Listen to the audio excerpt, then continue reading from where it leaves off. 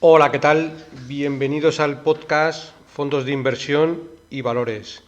Mi nombre es Eusebio Gómez y soy asesor financiero. En el capítulo de hoy vamos a hacer un especial, ya que he recibido durante este verano bastantes preguntas de oyentes y consultas y vamos a empezar la temporada de septiembre pues contestando a todas las preguntas que me han llegado. Hasta la fecha me llegaban una o dos a la semana que directamente contestaba, pero bueno, como en el verano he recibido muchas más de la cuenta, pues he preferido hacer un especial arrancando la temporada y contestando a todas. Como siempre vamos a hacer el disclaimer, la responsabilidad y el aviso legal. La actual presentación tiene un carácter informativo y divulgativo. No supone bajo ningún término ninguna recomendación de compra o de venta de ninguno de los fondos mencionados en esta presentación. La publicación de este vídeo es a título personal. Bueno, pues lo dicho, comenzamos. Vamos a empezar por la primera, que es de Juan Carlos, de la Universidad Austral de Chile. La verdad que es la primera vez que recibo una consulta de fuera de España, lo cual pues me ha hecho bastante ilusión. Dice así: estimado Eusebio, en primer lugar quiero dar las gracias por su nombre aporte que hace en sus vídeos. Acabo de ver dos de ellos en su canal de YouTube y se agradece mucho la información, ya que no es muy común encontrar material que valga la pena ver. En segundo lugar, comentarle que hace unos 12 meses que estoy haciendo trading. Bueno, aquí ya empezamos. Vamos a subrayarlo, aunque me falta seguir ganando experiencia. Sin embargo, mi meta para estos 2 años que vienen es formar un fondo de inversión. Pero de momento estoy empezando con mi dinero propio. Bien. Juan Carlos, vamos a empezar por la primera aseveración que me has hecho. Yo no te recomiendo hacer trading. Para empezar, yo te recomiendo que si quieres puedas invertir con una filosofía de a medio y largo plazo.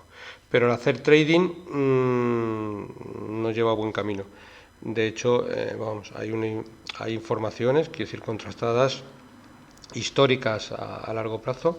Yo no conozco a nadie que haciendo trading y en un periodo largo de tiempo, 10-20 años, haya conseguido ganar dinero. El 90% de las cuentas de trading, ya no en España, sino en el mundo, pierden dinero. Bueno, dicho esto, seguimos con las preguntas. Dice: ¿qué le ha servido para llegar donde está hoy en día como asesor financiero? Bueno, pues lo que me ha llevado hasta aquí es que me gusta mucho mi trabajo, el ayudar a la gente a conseguir sus objetivos financieros. Me parece que me aporta y a su vez aporto. Y pues el mentalizar también a los clientes de invertir a largo plazo es algo que me motivó en su día y que en la actualidad pues me sigue motivando. Dice: ¿qué podría ayudarme a saber más sobre el tema de los fondos de inversión?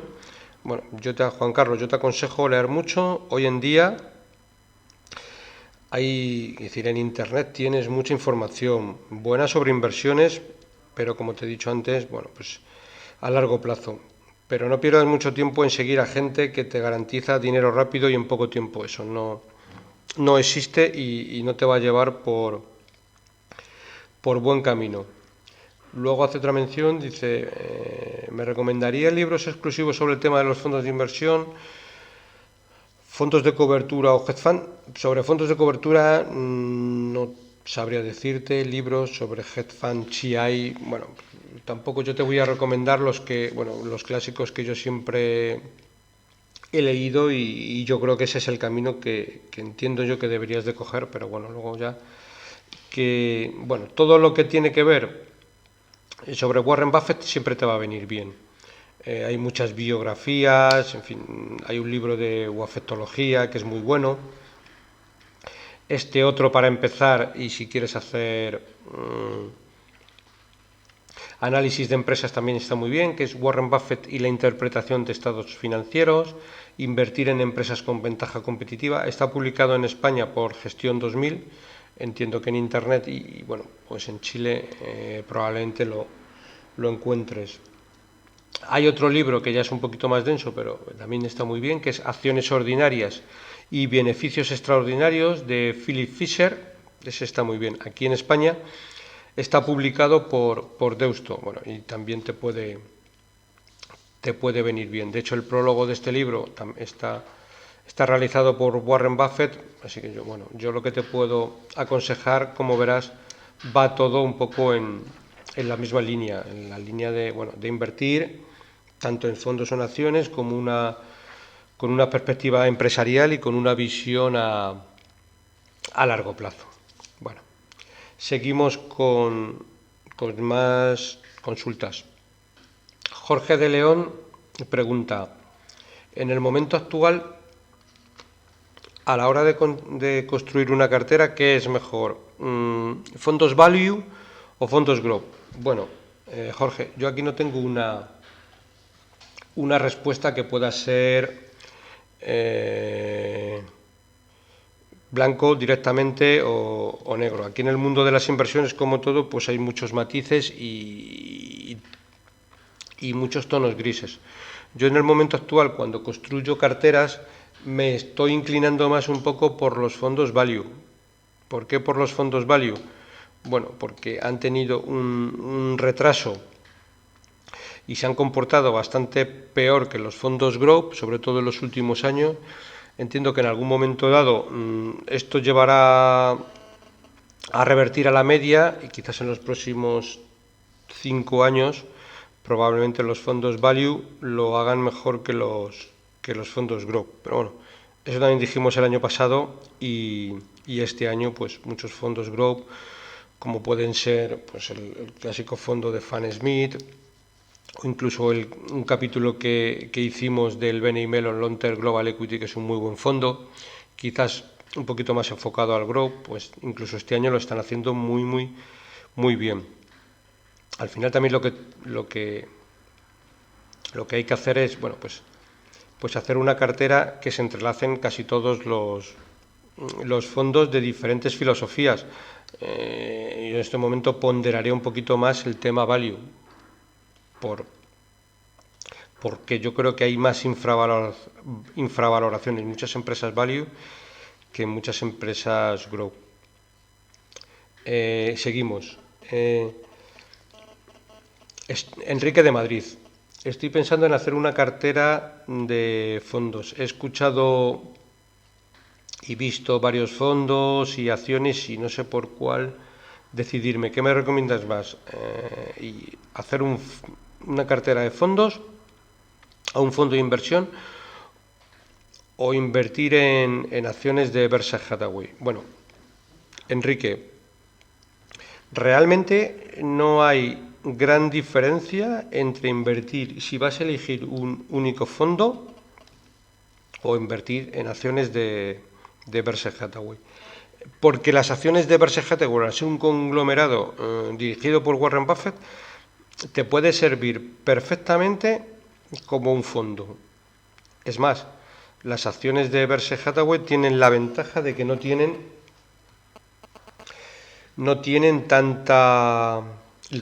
comisión de gestión que te puede cobrar un fondo, incluso por el capital tan grande que maneja Warren Buffett. Tiene él mismo en su holding tiene un salario de 100.000 euros, es decir, salario muy bajo, pensando que es el tercer mayor rico de la mayor fortuna del mundo. Con lo cual, bueno, incluso Warren Buffett ya tiene predestinados en un futuro cuáles serán sus sucesores. Bueno, entiendo que te podría servir y podría ser una buena opción. Si quieres invertir en un fondo, pero vamos, si lo quieres hacer en Berkshire Hathaway, yo creo que es una buena idea. Bueno, Pablo de Granada nos consulta,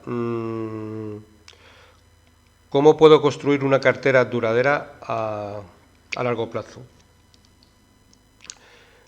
Bueno, Pablo, yo te diría que casi una cartera duradera y a su vez robusta. Es decir, aquí lo que tendríamos que hacer es elegir siempre el perfil inversor del cliente, qué porcentaje de renta fija o de renta variable en función tanto de su aversión al riesgo como, lo más importante, como su horizonte temporal, y no muchas veces la edad del cliente, que la edad del cliente importa, pero no tanto. Es decir, una persona con 30 años que se vaya a comprar una vivienda dentro de uno y tenga un capital, pues probablemente no tenga que invertir nada de dinero en renta variable. Yo diría que según cómo están los mercados, ni siquiera en renta fija, porque la renta fija, como en algunas ocasiones he dicho, hoy en día ni da renta ni es fija, con lo cual también podemos tener problemas. En cambio, una persona que pueda tener 75 años y que tenga todas sus necesidades cubiertas, una buena pensión y un capital sobrante, o excedentario, siempre casi tiene que pensar en la generación que viene por detrás y ya no en él, porque probablemente si tiene un capital relevante, ni siquiera él, por sus hábitos de vida, lo podrá consumir, con lo cual yo voy siempre más a las necesidades financieras y el horizonte de la persona con independencia de su edad. Si, como he dicho antes, si la persona de 30 años se va a comprar una casa y necesita el capital para la vivienda, pues no le conviene invertir, y en cambio una persona mayor, como he dicho antes, pues bueno, pues probablemente sí, porque hay que pensar ya no en él, sino en los que vienen por detrás. Bueno, seguimos. Ernesto no me pone de dónde es, pero bueno, siempre, si cuando me enviéis un mail y si me ponéis al menos la provincia de donde soy, pues bueno, siempre está mejor. Bueno, Ernesto nos comenta: he construido una cartera de fondos recientemente. Tengo la duda de si seguir con la cartera de fondos o hacer una cartera de acciones. Mi horizonte de inversión es a 3-5 años y en principio no necesito el dinero. Bueno, Ernesto, yo te recomiendo siempre que te vayas al lado de los fondos. ¿Puedes construir una cartera de acciones? Sí. El tema no es construirla, el tema es que tienes que irle haciendo un seguimiento. Evidentemente, si compras acciones de Nestlé o de Unilever o de Coca-Cola o de compañías mundiales, pues a lo mejor el seguimiento que tienes que hacer es el menor, incluso también. Yo creo que si eres un inversor que tiene su trabajo y bueno, tienes capital excedentario para invertir, yo estimo que para un inversor que no tenga el tiempo suficiente para dedicarle a analizar acciones, siempre es mejor la parte de los fondos. Si le vas a dedicar las suficientes horas como para analizar las acciones que tengas en cartera, que no tienen por qué ser muchas, pero simplemente con que puedes elegir o ver acciones en el mismo sector donde tú trabajes, pues si eres ingeniero informático, en fin, o tu profesión, pues yo empezaría por ver acciones de mi mismo sector, porque digamos que ya tienes el círculo de competencia y probablemente entiendas mejor ya no los estados financieros, sino la capacidad de la empresa, la competencia, el sector, mejor que en el resto. Pero vamos, según están diseñados los fondos, la posibilidad de quebrar en un fondo es menor, y si lo haces en acciones, yo te recomiendo que como máximo nunca pongas más del 10% en la misma acción. Pero vamos, yo me inclinaría por fondos buenos, fondos de renta variable, fondos globales, que invierten en todo el mundo, que no tienen por qué estar tan superditados a una zona geográfica, como puede ser Italia, España, China, más globales, y que por supuesto que sean capaces de batir a los índices de referencia, que los hay, porque si no, otra opción es que te cojas un ETF, un fondo pasivo, y inviertas en el mundo, te compras el índice MSCI World y funcionando. Pero vamos, Yo siempre pienso que alguien que escucha un podcast como este, otro parecido, siempre tiene la posibilidad de elegir fondos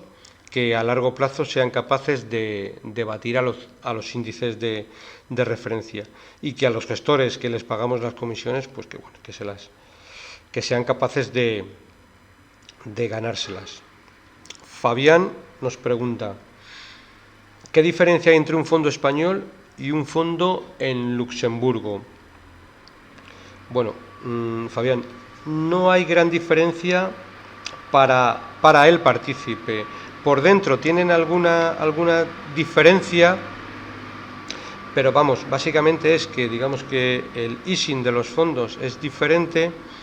La legislación en España hace que cuando una empresa, cuando una gestora comercializa un fondo, tiene dos opciones. Una, comercializarlo de manera directa, como pueden ser los fondos de Bestinver, que se comercializan de manera directa y no están incluidos en plataformas, como pueden ser Allfunds, Inversis, o los que tenemos en Bankinter, que siempre es de la plataforma Allfunds.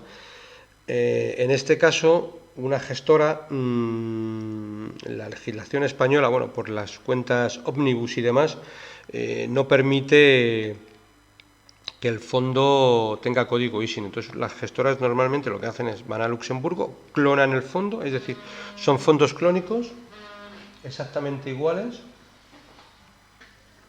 y tienen la réplica. Por ejemplo, Magallanes tiene fondo español con código ES y código luxemburgués con código LU. Los fondos son exactamente iguales, pero para poder venderlos, por ejemplo, a través de Bankinter, a través de Inversis o de diferentes plataformas, como digo, por las cuentas Omnibus, pues muchas veces los comercializadores, esto es un tema que decir, que bueno, voy a explicarlo brevemente, pero para el partícipe no merece mayor preocupación. Si comercializas un fondo con código ES, pues el comercializador tiene la obligación de darle a la gestora quiénes son los nombres de los partícipes, y el comercializador siempre se ha negado a dar a la gestora externa el nombre del partícipe. ¿Eso cómo se salva? Haciendo cuentas ómnibus y creando fondos en Luxemburgo, con lo cual la gestora le entra el dinero, pero no sabe si es de Pepe Pérez, de José López y demás. Digamos que muchos clientes de banca privada con esto, pues bueno, pues tienen el anonimato ante la gestora, y bueno, y la comercializadora no, a su vez no tiene por qué pasar nombres e informaciones. Es un poco básicamente las diferencias. Las rentabilidades son prácticamente similares, porque lo mismo que tiene un fondo de Mutua Madrileña, Mutua Fondo, que también tienen código fondos en Luxemburgo, los mismos de Avante, es decir, hay muchas gestoras, las mismas acciones en el mismo porcentaje y con la misma ponderación tiene un fondo español, Magallanes Iberia, o Magallanes Iberia Luxemburgo, igual. Eso es exactamente igual, y las rentabilidades son las mismas, porque, como digo, son fondos clónicos. Bueno, Javier de Palencia nos pregunta: he visto un podcast que hiciste hace tiempo en una colaboración y comentaste tu tesis de inversión en Quabit. ¿Ha cambiado mucho desde entonces? Bueno, esta tesis de inversión que comenté en el podcast El Bazar de la Bolsa, bajo mi punto de vista no ha cambiado. Quizás si ha cambiado ha sido algo para mejor. Evidentemente desde entonces creo recordar que por aquella época las acciones de Quabit estaban en 1,20, ahora están alrededor de 0,85. Lo único que ha variado es la cotización de la compañía, pero los datos de la empresa han variado poco. Es verdad que después hicieron una renovación del plan estratégico y dijeron que la venta de viviendas no iba a ir tan deprisa como ellos pensaban, pero básicamente por un tema de licencias y demás. Que lo que hicieron fue retrasar 6 meses toda la entrega de viviendas. No quizás tanto por la demanda de viviendas, sino por todos los trámites burocráticos que requiere la puesta en marcha de una promoción, básicamente por licencias urbanísticas y demás cuestiones. Ellos también lo que hicieron, y a mí eso sí que me pareció interesante y muy relevante, que ahora mismo no ha tenido impacto en la cotización, pero yo creo que a largo plazo, sobre todo en las cuentas, será una mejora. Ellos compraron Quabit ha comprado la mayor parte del porcentaje de Rayet, que es una constructora que a su vez era en su día del mayor accionista de Quabit, y lo que hicieron que la han integrado. De esa manera controlan casi todo el proceso constructor, es decir, y no tienen que estar dejando a terceros el proceso constructor, que muchas veces se dilata, empieza una obra y como luego los constructores, bueno, son hábiles, por decir una palabra fina, como sabe que, bueno, que es una empresa cotizada y demás, y que tiene unos plazos de entrega muy acotados, porque incluso tienen que cumplir con los planes y tal, pues empiezan a subir los precios por costes adicionales. Con esto lo que hacen es, al integrarla dentro del grupo, va a ser una mejora, porque ellos mismos van a controlar todo el proceso constructor. Yo creo que eso es lo más relevante en cuanto a la cotización. A mí siempre me gusta ver las inversiones desde un punto de vista empresarial y no tanto si la acción hoy sube un 5, baja un 5, sube un 6, baja un 6, es decir, olvidarnos de la cotización. Si hay grandes movimientos, bueno, pues intentar aprovecharse de ellos, siempre y cuando las cuentas de la empresa sigan siendo las mismas o similares, y yo aquí no veo quizás en España la situación se ha complicado un poquito, pero vamos, por el tema de que no hay gobierno y demás, pero eso para una empresa como Quabit, la demanda de viviendas yo creo que sigue estando en similares características. Se están construyendo hoy en día muchas menos viviendas de las que el mismo mercado puede absorber. Yo no le veo un exceso de problemas. Podría ser que la situación macroeconómica cambiara mucho en España, pero yo hoy por hoy no la veo, que fue un poco lo mismo que hice comentando esa tesis. Esteban nos pregunta: ¿cómo crees que podemos preparar una cartera de fondos para una recesión? Bueno, Esteban, yo a esa pregunta, sinceramente, no tengo respuesta, porque mi experiencia después de 15 años es que las recesiones tú las ves cuando ya las tienes encima de la mesa. Es decir, nunca lo ves antes. Con lo cual, yo preparar una cartera para una recesión, yo no construyo carteras pensando en recesiones, porque, como te digo, pueden pasar. Si hubiéramos previsto una cartera a principios del año 2016, 2014 para una recesión, pues nos habríamos dejado de ganar las rentabilidades que desde entonces se han conseguido. Habrá que hacer una cartera con buenos fondos, gestionados por gente buena, y en un momento dado, que ahora mismo, como he dicho al principio en una de las preguntas, mi opción es más inclinarme un poco hacia el value. Dicho esto, el año para el value está siendo malo y mucho mejor para el growth, pero yo hoy por hoy ahí estaría más cómodo. Bueno, en muchos fondos,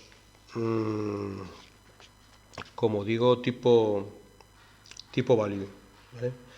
Esa sería mi recomendación. Y luego, bueno, pues como siempre, renta fija, renta variable, pero vamos, pues, esa sería la opción. Enrique nos pregunta: ¿qué opinión tienes sobre el exceso de concentración a valores de algunos fondos? Bueno, yo aquí pues tampoco tengo una opinión. Me gusta siempre entrelazar fondos con altas convicciones con fondos con convicciones más relevantes. Yo creo que un exceso de concentración en algunos fondos siempre te puede traer problemas si no puedes hacer una cartera lo suficientemente robusta. Vamos a poner un ejemplo. Pues bueno, como todos sabemos, en Cobas analizan muy bien las empresas y tienen un alto grado de concentración en las mismas. Eso le ha llevado que en los últimos años pues las rentabilidades no hayan sido las acordes. Yo, en este caso, por ejemplo, pues estaría tranquilo porque bueno, pues son gente, hay un buen equipo detrás que lo hace bien y la alta concentración te lleva a rentabilidades muy por encima o muy por debajo. AZ y Cobas, pues siempre tiene, AZ, cuando digo AZ siempre hablo de AZ Valor, tienen a gala estudiar mucho las empresas y tener altas convicciones. Hoy en día las mayores posiciones que tenemos en AZ Valor pues probablemente estén en el 10%, como pueden ser Buenaventura Mining, Consol Energy y algunas más. 7-8% lo tienen fácil. Por ejemplo, Magallanes, Iván Martín nunca le gusta tener más allá del 4 o 5% en las mayores convicciones. El fondo que a mí me gusta mucho, mundial, y que siempre solemos hablar aquí, que es el BNI Mellon Long Term Global Equity, de media tiene un 3% en la mayor posición en acciones. Bueno, pues yo aquí lo que haría sería, mi consejo, entrelazar y hacer una cartera robusta que tenga un poquito de todo y a su vez que luego veamos las acciones que hay dentro y que unas con otras no se solapen. El fondo de BNI Mellon, por ejemplo, entrelazándolo con fondos buenos de gestoras nacionales, Magallanes, AZ, Cobas y demás, puede ser una opción mucho más que interesante, incluso el mismo Fan Smith. Ese sería mi consejo. Aquí nos hacen una pregunta, José, nos hacen una pregunta sobre broker. ¿Qué broker utilizas normalmente? ¿Y cuáles son los brokers más económicos? A ver, una cuestión, José. Yo aquí tengo, dentro de mis a ver si lo sé explicar bien. Dentro de mis largos años de experiencia, tengo poca experiencia en broker. ¿Pero por qué? Porque llevo 15 años siendo agente de Bankinter. Entonces, yo conozco el broker de Bankinter. El broker de Bankinter es un broker bueno, que para ser un broker de un banco está muy bien, las comisiones son muy competitivas y puedes elegir todo tipo de acciones nacionales, internacionales, de todo tipo. Si quieres comprar una compañía cotizada en Hong Kong y demás, pues probablemente no lo tengas, pero puedes comprar desde un Apple, desde un Google, desde un Amazon, de cualquier empresa en Europa, en España y prácticamente en casi todo el mundo, salvo determinados mercados exóticos. Yo sí sé, aunque nunca lo he probado, que hay brokers más baratos. Cuando hablo de más baratos, probablemente casi ningún broker de ningún banco, pero un broker, yo ya te digo que no, sí he oído hablar de DeGiro, de Interactive Broker, son brokers algo más baratos, no los he utilizado, sí que es verdad que creo entender que en estos brokers tienes las acciones como si las tuvieras fuera de España. A la hora de hacer la declaración de la renta se complica bastante. De hecho, creo que tienes que hacer, cuando tienes acciones depositadas en este tipo de broker, tienes que hacer el modelo 720, tienes que llevarlo a, no a Hacienda, sino a la, quiero decir, al Ministerio de Economía, presentarlo una vez al año. Me consta que he tenido clientes y conocidos que en un momento tienen este tipo de broker, que cuando hay situaciones especiales todo se complica mucho. Dividendos especiales, ampliaciones de capital, como quieras llamar, y tengas cualquier incidencia. Si todo va rodado, todo va fenomenal, pero si tienes cualquier incidencia, tienes que llamar, es un teléfono extranjero, te habla alguien en extranjero, se puede llegar a complicar. Yo recuerdo el año pasado, cuando surgió la ampliación de Aricha, que incluso lo hicieron una semana, hubo gente que se tiraba de los pelos por el tema de que, bueno, de que en estos brokers no le atendían con la celeridad, las acciones parece ser que desaparecían, luego volvían a aparecer, es decir, te puede llegar a surgir cierta intranquilidad que en un momento quizás te compense por el lado de que es un poco más barato, insisto, de oídas, pero bueno, cuando compras y vendes acciones con el broker de Bank Inter, recibes tu información fiscal muy clarita, haces el IRPF en España y te olvidas del tema. Bueno, ya cada uno tiene que valorar y pensar si le interesa, si hace muchas operaciones. Quizás sí, yo creo que a alguien le puede llegar a interesar que haga muchas operaciones y de pocos importes. Si haces operaciones grandes de importes altos, las diferencias no son tan grandes. Bien. Sergio de Barcelona nos pregunta, ¿cuando inviertes en fondos, cubres divisa o la dejas sin cubrir? ¿Compras fondos hedgeados? ¿Cómo lo haces? Yo, por norma general, cuando compro y hago una cartera de fondos, nunca cubro divisa. Evidentemente, si tengo que hacer una cartera hoy de fondos y tengo un fondo que invierte en todo el mundo, invierte mucho en Estados Unidos, estando el dólar a 1,9, 1,10, si tengo el fondo hedgeado, igual sí me lo planteo. Históricamente la media del eurodólar siempre ha estado cerca del 1,20, ahora está por debajo del 1,10. Yo ahora, si encuentro un fondo hedgeado, sí que lo haría, porque muchas veces puedes encontrar un buen fondo que tenga dentro de la cartera muchas acciones a Estados Unidos y solo porque el eurodólar se vaya a 1,20, la parte que tenemos en Estados Unidos a corto plazo me puede mermar rentabilidad y bueno, no lo quiero, porque lo que hemos ganado por el fondo lo podemos perder por el efecto divisa. Con lo cual yo hoy por hoy sí que, si encuentro un fondo clónico igual, pero con la opción de hedgeado, aún sabiendo que tiene un coste por hedgear, pero a 1,10, bueno, pues estaría más cómodo haciéndolo. Bueno, tengo otra pregunta que es anónimo, no me pone nombre, y me habla de qué es mejor a la hora de invertir. ¿Invertir directamente en activos inmobiliarios o fondos? Yo de siempre, dice el anónimo, he invertido en real estate y bueno, es algo que me he sentido cómodo. Estoy planteándome la posibilidad de invertir en fondos y quería conocer tu opinión. A ver, dentro de que son inversiones, para mí la mayor diferencia que hay entre invertir en real estate o en fondos es que de alguna manera el real estate lo que permite, cuando digo real estate, es a invertir en activos inmobiliarios, comprar un local y alquilar, comprar un piso y alquilar.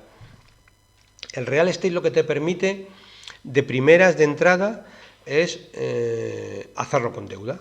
Entonces, bueno, hoy en día, si compras un activo inmobiliario, como puede ser un local o un piso, realmente estás comprando dos productos. Estás comprando la propiedad inmobiliaria y la hipoteca tipo fijo, porque hoy puedes hacer una hipoteca al 2% de tipo fijo a 15, 20 años, que es un tipo muy, muy competitivo y probablemente estés haciendo un buen negocio. Con lo cual, claro, el roce que hablamos muchas veces de la inversión se te va a disparar porque probablemente si inviertes 100.000 euros y lo haces sin deuda, bueno, pues la rentabilidad se da del 4 o 5%. Pero si inviertes un activo de 100.000 euros, solo pones 20.000 más los gastos, realmente tu inversión o tus recursos propios son 20.000 euros. Descuenta la renta que cobras, la hipoteca que pagas por ese activo y lo que te sobre realmente es el roce, con lo cual el roce se te puede disparar, le estás metiendo deuda al producto. En fondos de inversión hay mucha gente que no lo conoce porque está muy poco extinguido, aunque es una opción claramente valorable por muchas personas, es que el fondo de inversión también te permite la deuda. No de primeras, pero si tú tienes un fondo de inversión, es decir, ese fondo de inversión lo que puedes hacer es pignorarlo y pedir un préstamo para comprar más fondos. Hay que hacerlo con cuidado, es decir, con una cantidad razonable de importe, pero hoy en día, teniendo los tipos de interés tan bajos, puedes sacar una pignoración barata, es decir, un préstamo con garantía de la misma prenda de los fondos, y puede ser una opción. Sobre todo, insisto, si la comparamos con el real estate, si quiero hacer deuda, porque el real estate admite la deuda, pero muchos fondos, quiero decir, también la admiten. En menor medida, probablemente nunca te van a dar un 80%, te van a dar un poquito menos, pero es una opción que interesante para un perfil de cliente que podríamos llamar o decir un poquito más avanzado. Seguimos. Pilar de Asturias nos comenta. Bueno, esto es algo que ya viene siendo habitual, que bueno, cada vez he ido mejorándolo un poquito. Me dice, ¿cómo grabas los podcasts? En algunos la música de principio es claramente mejorable. Totalmente de acuerdo, Pilar. De hecho, lo que hice en los últimos capítulos, siempre que lo hacía que lo hago con el ordenador portátil porque voy a ver a alguien y porque hacemos una entrevista, dejé de quitar la música porque lo ponía a través del portátil y era más complicado. Cuando lo grabo en la oficina, como es este caso, el de hoy, sí que he incluido la música, espero que se oiga razonablemente bien y quede chulo, bueno, pues por darle un toque. Y siempre lo que hago hasta ahora es que he grabado con Google Angus. Lo tenía que hacer en directo. Después del verano que he venido y me he dado cuenta de que Google ha quitado la opción de hacerlo con Angus. Entonces ahora que veremos a ver qué tal queda, lo estoy haciendo con Audacity. Y bueno, espero que quede bien. El Audacity te permite cortar, pegar y quitar cosas. Bueno, en mi caso yo siempre grabo en directo y todo del tirón, así que bueno, espero que quede bien. Bueno, por último, también Anónimo pregunta, ¿qué gestores en España te gustan más?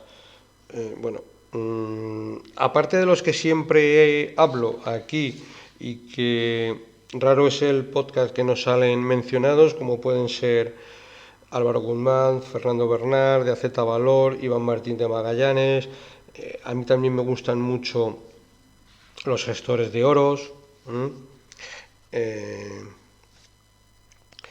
son muy buenos. Oros ahora mismo yo creo que tiene una ventaja competitiva con el resto de gestoras, y es que son igual de buenos que el resto, pero manejan poco capital. Y eso es importante porque pueden tener más margen de maniobrabilidad, de salir de una compañía y entrar en otra, porque los precios han caído mucho, entrar en compañías pequeñas olvidadas. Bueno, tienen poco capital y eso es una ventaja competitiva. Probablemente con el tiempo tengan un capital gestionado importante, pero hoy en día esa ventaja para mí me parece muy importante. Como digo, hay algunos gestores que son poco conocidos y bastante olvidados, pero que a mí me gustan mucho, como pueden ser Gemma Hurtado, de Merabaud, que gestiona el fondo Equity Spain, es muy buena. Yo he tenido varias conversaciones con ella y tiene las cosas muy claras y realmente me gusta bastante. La gente de EDM, que es una gestora, Eusebio Díaz Morera, son gente muy buena y con reconocido prestigio, y igual son muy buenos. Bueno, en el mundo también hay más, ¿eh? Bueno, Terry Smith, que siempre hemos hablado, los mismos gestores de la gestora Walter Scott de Escocia, que son los que gestionan el Benny Mellon Long Term Global Equity, muy buenos. En MFS hay gente muy buena. Ángel Agudo, de Fidelity, que gestiona el Fidelity América, a mí también me parece muy interesante. Fabio Richelli, que gestiona el Fidelity Iberia, lo mismo, también me parece muy buen gestor y que tiene las cosas bastante claras. Y bueno, pues por el día de hoy esto es todo. Bueno, no tengo más preguntas que me hayan llegado. He preferido hacer un podcast y contestar a todas. Y como siempre, para cualquier consulta o comentario sobre este podcast, puedes enviarme un email a eusgomez@gmail.com. Y si te ha gustado el programa, te agradezco me des un like en YouTube, que bueno, como estoy haciendo esta prueba de Audacity, veremos a ver si luego soy capaz de colgarlo en YouTube, pero vamos, un me gusta en ebooks siempre viene bien, y aparte que, bueno, pues coge visibilidad el podcast para que le pueda llegar a más gente. Un saludo muy cordial, paciencia y buenas inversiones.